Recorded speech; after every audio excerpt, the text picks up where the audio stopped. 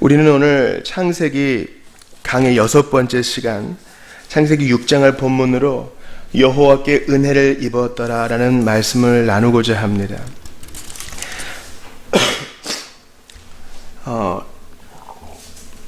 창세기 6장은 많은 설교자들이 피하고 싶은 본문입니다. 왜냐하면 창세기 6장의 이 초반절이 성경 전체에서 가장 난해한 구절들 중 하나이기 때문입니다. 성경의 대표적인 난해 구절들이 몇 가지 있어요. 예를 들어 죽은 자들을 위한 세례랄지, 옥에 있는 자들에게 전파하셨다든지 뭐 그런 것입니다. 근데 이 본문은 그 중에서 군계 일학이라 할 수 있겠습니다.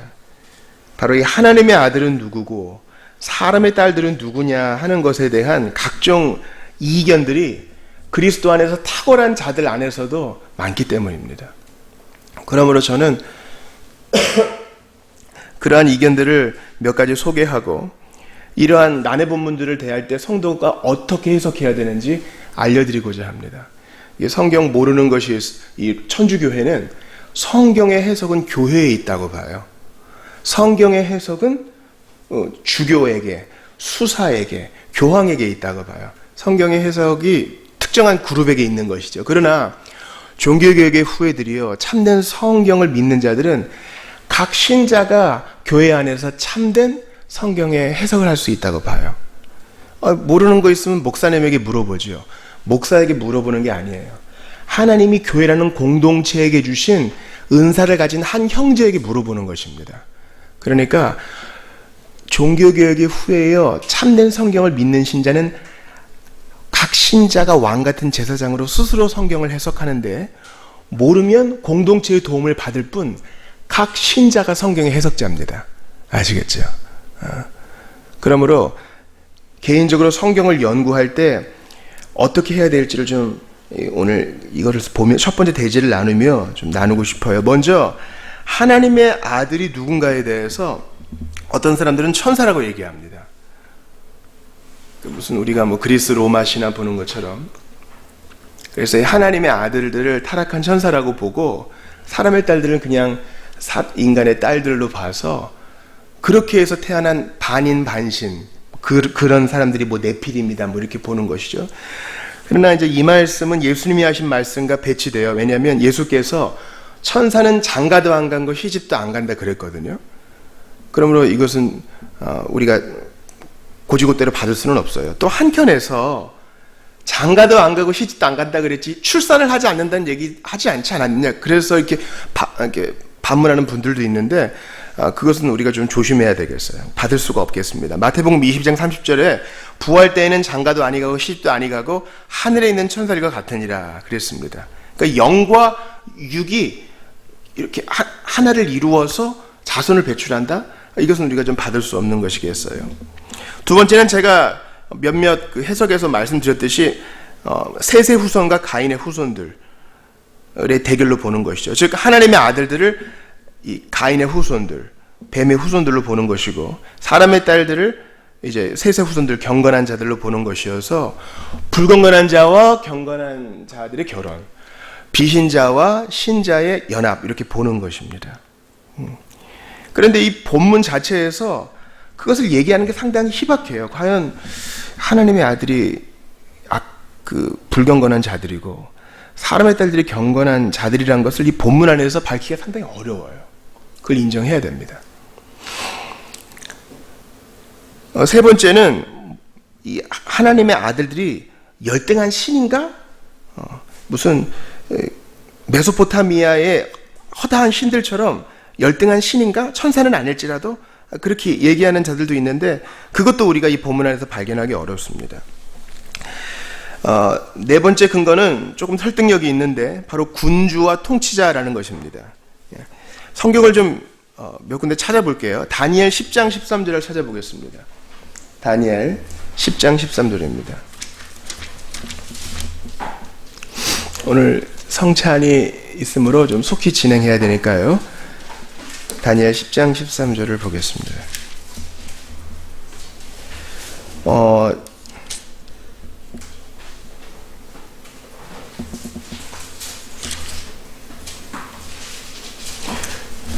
10장 13절 보면은 이 천사들 중에 이 장이라고 할 수 있는 미가엘, 마이클이죠. 마이클이 이제 등장하는 내용인데요. 한번 같이 읽어봐요. 10장 13절 시작. 그런데 바사 왕국의 군주가 21일 동안 나를 막았으므로 내가 거기 바사 왕국의 왕들과 함께 머물러 있더니 가장 높은 군주 중 하나인 미가엘이 와서 나를 도와주므로. 그러니까 이 바사는 페르시아를 말하는 거거든요. 그 밑에 보면은 이제 악한 영들과 미가엘의 대결입니다. 그런데 각 군주들 뒤에 악한 천사와 선한 천사가 포진해 있지요. 에스겔에서 또 보면은 이 두로 왕을 사탄으로 이렇게 보는 것과 같습니다. 그래서 땅의 위대한 왕들과 왕국들의 배후에는 이 미가엘이 대적해야 하는 그들을 다스리는 군장들이 있음을 알 수 있는 것이죠. 그래서 우리가 요한계시록을 보면은 삼위일체를 비슷하게 따라하는데 거기에 보면은 뭐 종교적인 지도자, 종교적인 보통 1세대 종교개혁자들은 그것을 교황으로 봤고요.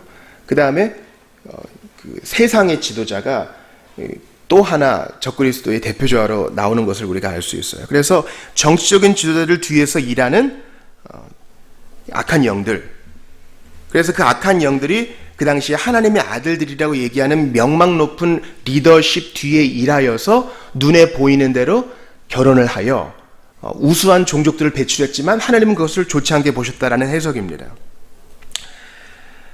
명성과 풍요를 추구하는 탐욕스럽고 권세 있는 무리, 그들의 후손들이죠. 타락한 천사들의 지배를 받던 강력한 지도자들,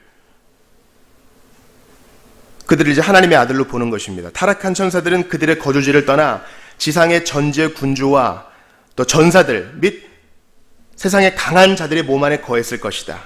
지상의 강력한 왕들은 배후에서 그들을 다스리는 군장들을 가지고 있는 바 그들의 힘은 악마적이다. 그러니까 존 메가더가 얘기하는 것처럼 신자는 귀신 들릴 수 없어요, 여러분. 신자가 귀신 들렸다는 기록은 신약성경 어디에도 없습니다. 귀신 들린 것은 비신자의 표지요. 귀신 들린 사람은 예수를 구주로 믿지 아니하는 사람들에게 귀신 들림의 표지가 나타나요. 그렇다면 이 하나님의 아들들을 군왕으로 보면 그들은 비신자요, 귀신의 지배를 받는 자라고 볼 수 있는 것이죠. 그런데요, 또 다른 견해가 있습니다. 바로 하나님의 아들들을 그냥 남자 사람, 또 사람의 딸들을 여자 사람으로 보는 것이죠.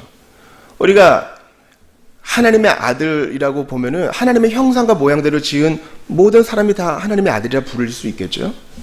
근데 사람의 딸들은 왜 하나님의 딸들이라 안 부르느냐? 이것은 당대의 문화적인 그냥 습관입니다. 오늘 본문에 규빗 나오는 것처럼, 규빗은 이 장지부터 이 팔꿈치까지의 길이를 말하는 것인데, 창세기 24장 13절 한번 찾아보죠. 창세기 24장 13절이요. 창세기 24장 13절 찾아보면은 이제 이삭의 배우자를 찾기 위한 이제 일련의 과정들 중에 13절 한번 보세요. 같이 읽어보겠습니다. 시작. 성중 사람의 딸들이 물 기르러 나오겠사오니 내가 우물 곁에 서 있다가, 이제 아브라함의 종이 기도하는 것이죠. 그래서 이것을 원문을 보면 성중에 사는 사람의 딸들 이렇게 되어 있습니다. 당시의 딸들은, 여인들을 사람의 딸들이라 불렀다는 것이죠. 자, 제가 한 4가지의 견해, 5가지의 견해를 말씀드렸습니다. 천사냐, 가인의 후손이냐, 열등한 신이냐, 악한 영의 지배를 받는 군주냐, 총치자냐, 아니면 그냥 사람이냐. 이 5가지의 견해가 우리 앞에 펼쳐져 있습니다. 그런데 이 5가지 중에 무엇을 택하느냐에 상관없이 이 본문이 말하고자 하는 건 뭐예요? 우리가 오늘도 이제 시작할 때 히브리서 11장 5절 외웠잖아요. 성경을 암송하는 것은 대단히 중요해요. 근데 너무 암송에 매이지는 마세요. 암송보다 100만 배 더 중요한 것이 있으니 따라해 보세요. 상민아 따라해야 돼. 문맥. 이게 성경의 작구 암송보다 100만 배, 1000만 배 더 중요해요. 이걸 컨텍스트라고 그러죠. 과연 내가 외우고 있는 이 암송 구절이 어느 맥락에서 말하는 것인지를 모르면 우리는 작구적으로, 폭력적으로 이 문구를 활용할 수 있어요. 너의 시작은 미약하였으나 후에는 창대하리라. 이거 앞뒤 문맥을 무시하면 축복의 말씀이지만 문맥을 고려하면 저주의 말씀이거든요. 자, 오늘 본문을 쭉 보세요. 본문이 말하고자 하는 게 뭐예요? 이 5가지의 견해 중 하나를 택하기 전에 이 본문이 말하는 게 뭐예요? 내가 개인적으로 성경을 읽을 때 어떤 도움도 받을 수 없다면 문맥을 통해서 쭉 보는 게 중요하죠. 그럴 때는 창세기를 50장까지 쭉 읽어본다거나 5, 6, 7장을 한번 쭉 읽어본다거나 하면서 찾아낼 수 있습니다. 자, 바로 우리가 전에 가인의 족보를 봤고 그 다음에 셋의 경건한 후손의 족보를 봤습니다. 두 족보가 이제 나란히 있어요. 자, 그런데 6장 딱 시작할 때 뭐가 나와요? 사람이 땅 위에 번성하기 시작할 때에 그들에게서 딸들이 나니 남자도 많아지고 여자도 많아졌습니다. 하나님의 아들들이 사람의 딸들의 아름다움을 보고, 이게 여기에 방점이 있는 거예요. 하나님께서는 처음에 한 남자와 한 여자의 연합을 보고 기쁘게 여기셨는데, 그리고 언약 관계로 에덴 동산에서 교회보다 먼저 가정을 세우셨는데, 이 귀한 결혼이 눈에 보이는 아름다움으로 변질되어 너 예쁘니까 나랑 살자, 이렇게 된 것입니다. 딸들의 아름다움을 보고 보세요. 자기들이 좋아하는 어떤 여자를, 모든 여자를 아내로 삼는지라. 우리가 지난주에 라멕 봤죠. 라멕이 두 여인을 거느리고 나한테 상처 입힌 자 죽여버릴 거야, 이렇게 노래하잖아요. 결혼 제도의 타락이 이 본문이 말하고자 하는 것이지, 하나님의 딸들이 누굴까요? 사람의 딸들이 누굴까요를 밝히는 것이 1차적인 목적이 아님을 알 수 있습니다. 그러므로 제가 여러분께 제언을 드립니다. 하나님께서는 이게 이제 웨스트민스터 문서에서 나와 있어요. 모든 성경이 다 선명하지는 않다. 그러나 하나님은 본문의 문맥을 통해서 우리에게 선명한 의미를 주시고자 하는 것이 있으니 우리는 거기에 집중해야 된다고 얘기합니다. 이 본문이 우리에게 주시는 말씀은 하나님의 딸들이 목에 맞춰보라는 게 아니라 결혼제도의 신성함을 유지하라는 것입니다. 그러니까 어떻게 돼요? 바로 그 자기들이 원하는 대로 결혼하게 되니까 3절에 하나님이 바로 얘기하시죠. 3절에 하나님의 반응을 봐요. 결혼제도의 타락에 이은 하나님의 반응. 3절 같이 읽어요. 시작. 여호와께서 이르시되 나의 영이 영원히 사람과 함께하지 아니하리니 이는 그들의 육신이 됨이라.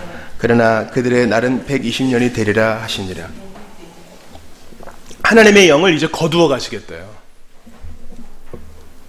이제 첫 번째 대지를 넘어갈게요. 하나님이 정하시는 결혼제도는 중요한 거예요. 이게 얼마나 중요했는지 성령을 거두어 가실 만큼 중요한 문제였다 그래요. 우리 볼 땐 별거 아닌 것 같은데. 현대사회에서 결혼의 문제는 잠깐 실수할 수도 있죠.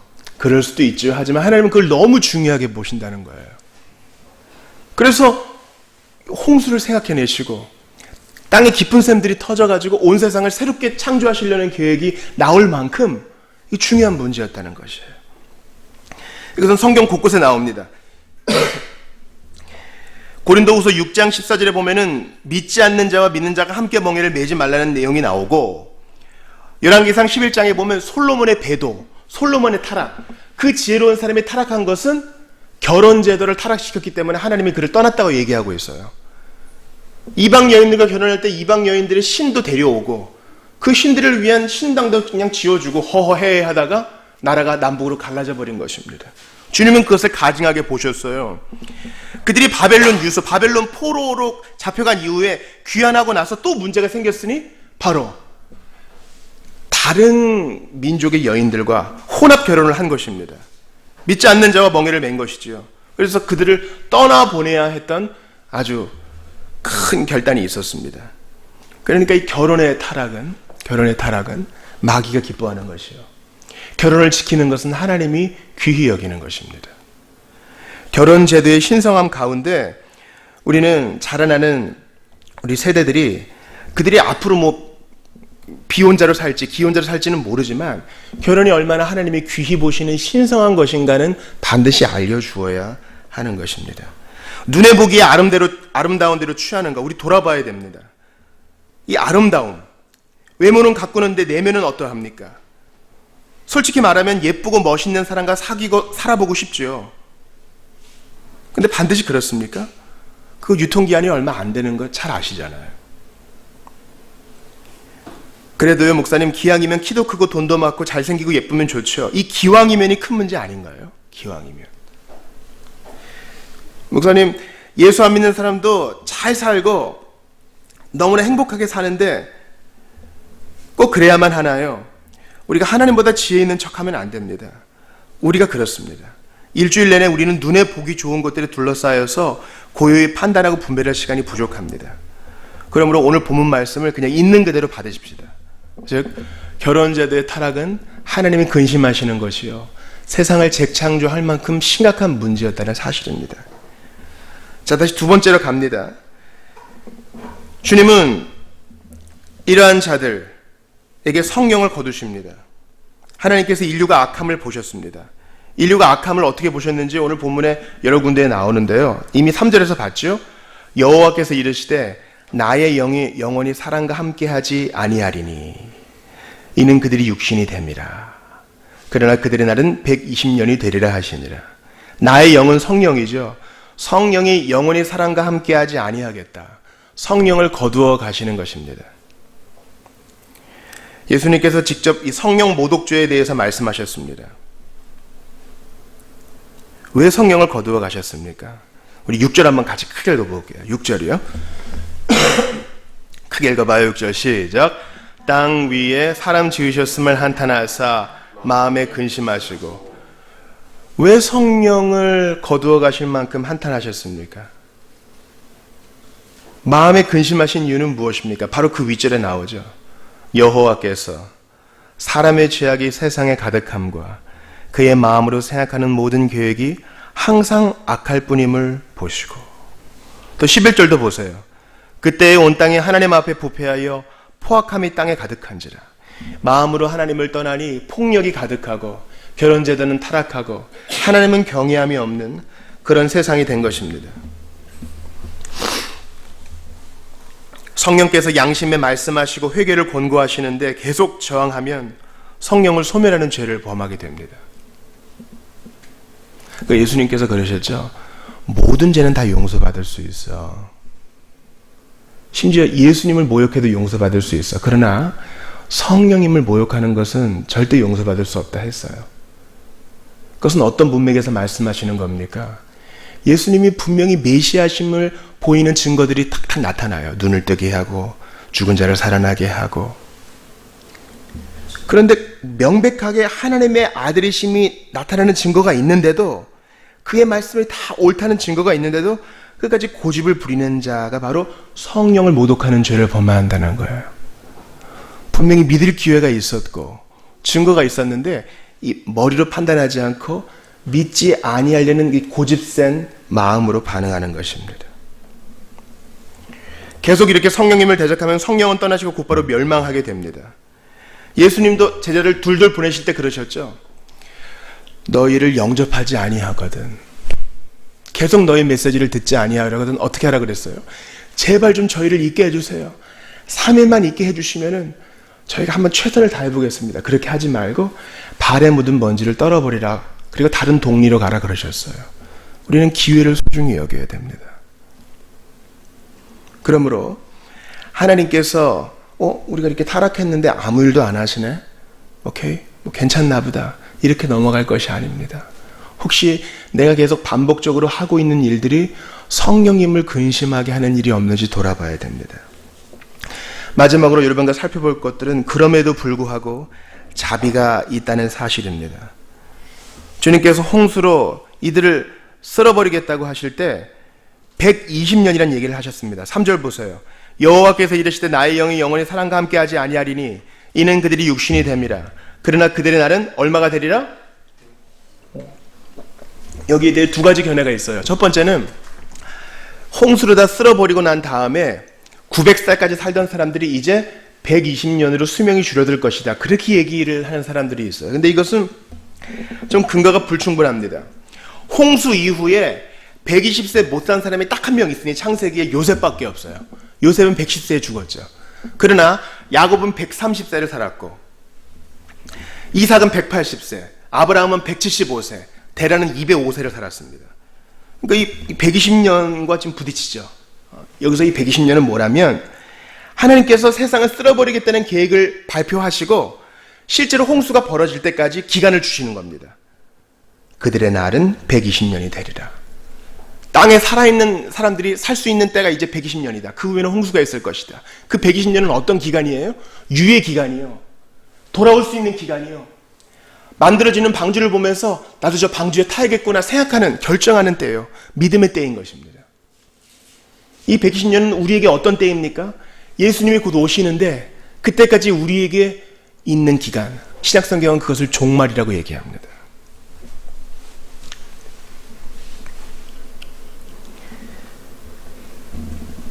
심판이 지연돼요. 120년이나. 이거 하나님의 자비입니다. 자비예요. 120년의 기회를 주신 거예요. 그러나 사람들은요, 자신이 보고 경험하지 못한 것은 절대 믿지 않는 어리석음을 보입니다. 우리 마태복음 4장 마지막으로 찾아볼까요? 마태복음 4장 2729. 마태복음 4장. 예수님이 하신 말씀.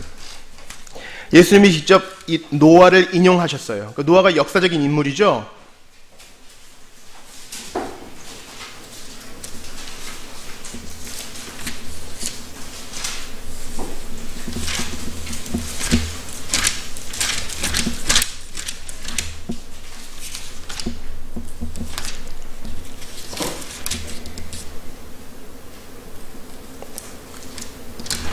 큰일 났어요.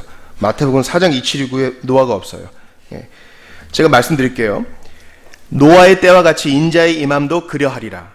홍수전에 노아가 방주에 들어가던 날까지 사람들이 먹고 마시고 장가 들고 시집가고 있으면서 홍수가 나서 그들을 다 멸하기까지 깨닫지 못하였으니 120년 동안 깨닫지 못하였으니 인자의 임함도 이와 같으리라. 여러분 저를 한번 보세요. 우리는요 예수님이 구름 타고 다시 오실 것에 대한 믿음이 별로 없어요. 솔직히 그래요. 그리고 지금 좀 몸이 건강할 때는 죽음에 대해서도 잘 믿지를 못해요. 뭐 때 되면 죽겠지. 근데 지금은 뭐 깨닫지 못해요. 노아의 때와 똑같은 거예요. 예수님이 온다니까 오는 거지. 두 가지 예를 들어볼게요. 큰 병에 걸린 분이 주변에 있는 분들 있으면 물어보세요. 혹시 그 병 걸릴 줄 아셨어요? 그러면 10이면 9은 그렇게 얘기합니다. 이런 병은 다른 사람이나 걸릴 줄 알았지 그게 나한테 올 줄은 꿈에도 생각 못했어요. 그렇게 얘기합니다. 당하고 나서야 깨닫는 것입니다.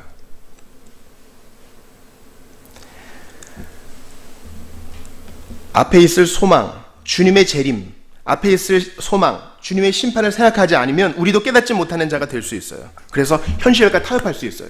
자, 일제강점기 때 몇 가지 통치 전략으로 우리나라를 좀 이렇게 억눌렀습니다. 처음에는 좀 잘해주기도 하고, 무력으로 누르기도 하고, 문화 통치가 있기도 하고 그랬죠.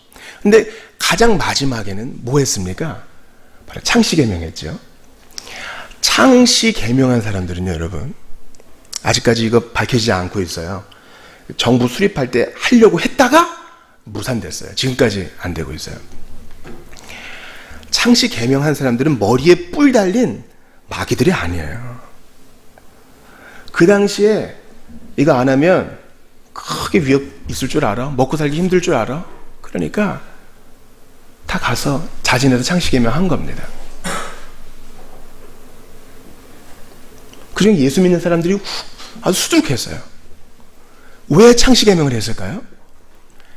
계속 이렇게 될 줄 알았던 거예요. 이해가 되세요? 조금만 지식이 있는 사람들은 외국의 소식을 접하면서 전쟁이 지금 일본에게 불리하게 되는구나, 곧 좋은 날이 오겠구나 하는 소망을 가진 소수의 사람들, 또 믿음을 가진 소수의 사람들은 그거 안 하고 버텼죠. 공적인 교육도 받지 못했지만, 배급도 받지 못했지만, 재산도 갖지 못했지만 참는 거예요. 왜요? 소망이 있기 때문에. 곧 끝날 거야. 그러나 좋아지겠어? 이제 시류에 영합해 살아야지. 소망이 없는 자는 그냥 성 던져버리고 이름 던져버리고 히데오상으로 사는 거예요. 우리도 똑같아요. 뭐 사는 게 뭐 있겠어? 그냥 이렇게 살겠지. 이번 주도 뭐 똑같겠지. 근데 예수님이 구름 타고 오셔서 오른쪽과 왼쪽에 심판을 하시고 우리를 영접해 주시고, 그런 일이 없다면 우리의 죽음이라는 종말을 통해 우리를 영접해 주실 거라는 소망이 없으면 똑같이 창세기에 명한 사람처럼 현실에 타협하고 살 수 있어요. 저에게 이 충격을 줬던 말씀, 홍수가 나서 그들을 다 멸하기까지 깨닫지 못하였으니 인자의 임함도 이와 같으니라. 뭐 그 당시에 비가 있었느니 없었느니 논쟁하는 사람들 있지만 땅의 깊은 샘들이 터지니까 지각 변동이 있었겠죠. 그런 거 한 번도 경험해 보지 못한 거예요. 근데 그들은 이미 120년 동안 들었어요. 노아가 선포했으니까. 노아가 사람들을 부리면서까지 큰 배를 만드는 것을 보았어요. 그런데도 듣지 않았다는 말이죠. 여러분, 그 노아의 이 방주는요, 배가 아닙니다.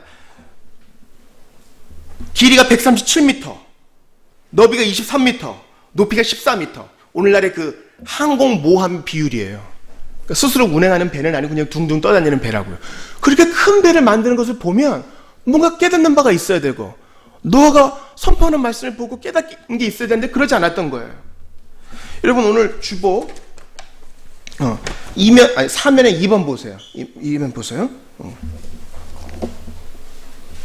자, 한번 같이 읽어볼게요. 시작. 믿음으로 노아는 아직 보이지 않는 일에 경고하심을 받아 경외함으로 방주를 준비하여 그 집을 구원하였으니 이로 말미암아 세상을 정죄하고 믿음을 따르는 의의 상속자가 되었느니라. 방주를 준비했어요. 몸으로 행동으로 선포를 한 것이에요. 베드로후서 2장에도 노아에 대해 얘기해요. 옛 세상을 용서하지 아니하시고 오직 의를 전파하는 노아와 의를 전파하는 노아라 그랬어요. 그러니까 노아가 말로 했겠지. 120년이면 끝납니다. 홍수가 있답니다. 땅의 깊은 샘들이 터진답니다. 심판이 있답니다. 사람들이 안 들어요. 깨닫지 못하는 거예요. 또 행동으로 보여줘요. 사람들이 깨닫지 못해요. 그러나 책임은 그들에게 있는 것이죠.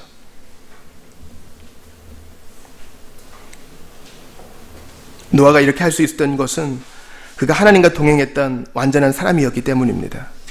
9절 보시겠어요? 이렇게 선포하고 말과 행동으로 선포했던 노아, 어떤 사람이었어요? 같이 읽어봐요. 시작. 이것이 노아의 족본이라. 노아는 의인이요 당대의 완전한 자라. 그가 하나님과 동행하였으며. 에녹처럼 동행했고, 또 완전했다는 말은 완벽했다는 말이 아니라 하나님께 진실했다는 뜻이에요. 노아가 이렇게 착한 일을 많이 했으니 건짐을 받았나 보다가 아니라 바로 2절 보세요. 그러나 노아는 여호와께 은혜를 입었더라. 하나님은요, 때로 이해가 잘 안 돼요. 여러분 생각해 보세요. 세상 지은 것을 한탄하신 하나님이에요. 그들의 포악을 보시고 정말 정내미가 떨어지신 하나님이에요. 당신의 형상과 모양대로 만들었는데 그 좋은 걸 가지고 나쁜 짓만 하는 사람들이에요. 그럼 싹 멸망시키고 처음부터 디폴트 하면 안 될까요? 근데 하나님은 노아를 남겨두셔서, 이제 노아 언약 보시면 아시겠지만 노아에게 아담에게 주셨던 명령을 똑같이 하셔요. 물로 다 쓸어버리세요. 초창주 기억나시죠? 온 세상이 수면 위에 덮여있고 그 위에 성령께서 운행하시는, 재창조하시겠다는 거예요. 고쳐 쓰시겠다는 거예요. 나 같으면 그냥 불로 싹 멸망시킬 텐데 주님은 그렇게 안 해요. 노아는 완전한 사람이 아니었어요. 우리가 잘 알죠? 홍수 이후에 물 다 마른 다음에 술 먹고 벌거벗고 주사 부렸잖아요. 근데 하나님은 그를 사랑하셔서 은혜를 주시고 그와 동행하셔서 그를 사용하신 것입니다. 그러면 우리도 노아와 똑같아요. 완전하지 않아요. 그러나 믿음으로 의롭다함을 받았으니 사람들에게 이 세상이 전부가 아니라고 알려주어야 합니다. 기회가 있을 때마다 행동으로 알려주어야 됩니다. 말로도 알려주어야 됩니다. 당신들이 그렇게 탐닉하고 즐거워하는 게 영원하지 않다는 것을 알려주어야 됩니다. 안 그러면 노아 때 심판은 물심판이요. 예수님 오시고 나서 심판은 불심판인데 그거 어떡하겠어요? 오늘 우리 어린이 청소년들 불심판 배우거든요. 그거 어떡할 거예요? 알려줘야 돼요. 영혼을 불쌍히 여긴다면 알려줘야 됩니다. 우리도 노아와 같이 주사 부리고 부끄러운 것을 드러내는 부족한 면이 있지만 주님은 우리를 의롭게 하셔서 세상의 의를 전파하는 수단으로 삼아 주셨어요. 여기서 노아가 참 특이한 게 나타나요. 노아는요, 성경의 주요 인물 중에 유일하게, 잘 들으세요. 노아는 성경의 주요 인물들 중에 유일하게 자신이 관여한 사건이 길게 지속되는 동안에 한마디도 하지 않은 유일한 사람이에요. 히브리서 베드로 전서에서는, 베드로 후서에서는 의를 전파했다 했지만 이 본문에서는 노아가 한마디도 안 해요. 이게 무슨 말이에요? 120년 짧은 시간 아니거든요. 심판날이 있으니 회개하고 우리 방주탈 준비하시죠. 웃기는 소리 하고 있어. 하나님이 120년 기회를 주셨으니 우리 회개하고 준비하죠. 같이 너나 해. 한두 번 들었겠어요? 전하고 배척받고 전하고 거절당하고 이제 몸으로 하는 거예요. 몸으로. 사람들이 우리의 말을 듣지 않으면 행동으로라도 보여줘야 됩니다. 죽음으로라도 보여줘야 됩니다. 예수님은 그분의 가르침을 거절하는 이들을 위해서 행동으로, 몸으로, 육신으로, 죽음으로 그 사랑을 보여주셨어요. 그것은 대속하는 죽음이었죠. 그리고 오늘도 계속 말씀하십니다. 마지막 날을 준비하라. 네가 나를 믿으면 노아의 방주 안에 있는 것 같이 내 안에 거하여 완전하여지리라. 물의 심판이 아니라 불의 심판도 견디는 안전함을 얻게 되리라. 노아는 선행이 아니라 은혜로 건진받았습니다. 노아는 완전한 자라의 방점이 있는 것이 아니라 그러나 그 완악한 시대에 노아는 은혜를 입었더라. 그래서 다르게 살았더라. 건짐을 받았더라. 의를 전파했더라. 말뿐 아니라 행동으로도 전파했더라. 그 때문에 그의 가족도 건짐을 받았더라. 오늘도 우리는 완악한 세대를 삽니다. 그러나 예수 믿었기 때문에 은혜를 받고 건짐 받고 주변 사람들에게 복을 주는 자로 살게 될 줄을 믿는 것입니다. 우리 한번 좀 오늘 주신 말씀 붙들고 짧게 한번 기도합시다. 여러분, 눈에 보이는 대로 아름다움을 보고 예쁨을 보고 탐닉하는 이 세대 가운데서 은혜 받은 노아처럼 의를 전파하고 묵묵히 행동으로 전파하는 우리가 될 수 있도록 해달라고 기도합시다. 아름다움을 보고 이리저리 결혼하고 이리저리 타락한 세상 속에서 살아남는 것이 쉽지 않습니다. 반대정신으로 사는 게 얼마나 힘든지 몰라요. 그러나 예수님은 죽음으로 이 모든 일을 가능케 하셨으니 예수 십자가 의지함으로 이번 한 주도 구별된 삶 살 수 있게 도와달라고 주신 말씀 붙들고 좀 같이 기도합시다. 하나님 아버지, 간절히 기도합니다. 주님 아버지, 기도합니다. 노아는 하나님께 은혜를 입었더라. 완전한 자는 아니었으나 주님은 은혜를 주셨습니다. 기도합니다. 경험해보지 않고는 믿지 않는 세상 가운데 답답하지만 그래도 포기하지 않고 전하며 보여주는 저희들 낙심하지 않도록 도와주시옵소서. 큰일이 생겨야만 비로소 정신을 차리는데 그때는 늦는 줄 압니다. 먹고 마시고 장가가고 그것이 전부인 줄 아는 세상 가운데 사는 저희들이 노아와 같이 은혜를 입어서 구별을 받았으니 이제 예수 안에 있는 자로서 방주탄 자로서 다음 내 의를 전파하고 영혼들을 불쌍히 여기는 저희들이 다 되게 하여 주시옵소서. 기도합니다. 도와주시옵소서. 하나님, 120년간 하나님의 말씀을 순종했던 노아, 의를 전파했던 노아, 행동으로 보여주었던 노아를 보았습니다. 외로운 싸움, 저희도 외로운 싸움 싸우고 있습니다.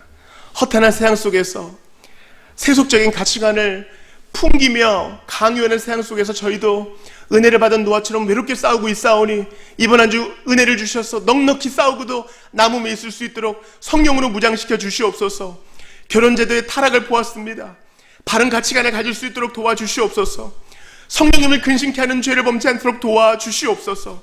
120년의 유예기간을 주시고 끝까지 돌아오게 하시는 주님, 주님의 자비를 찬양합니다.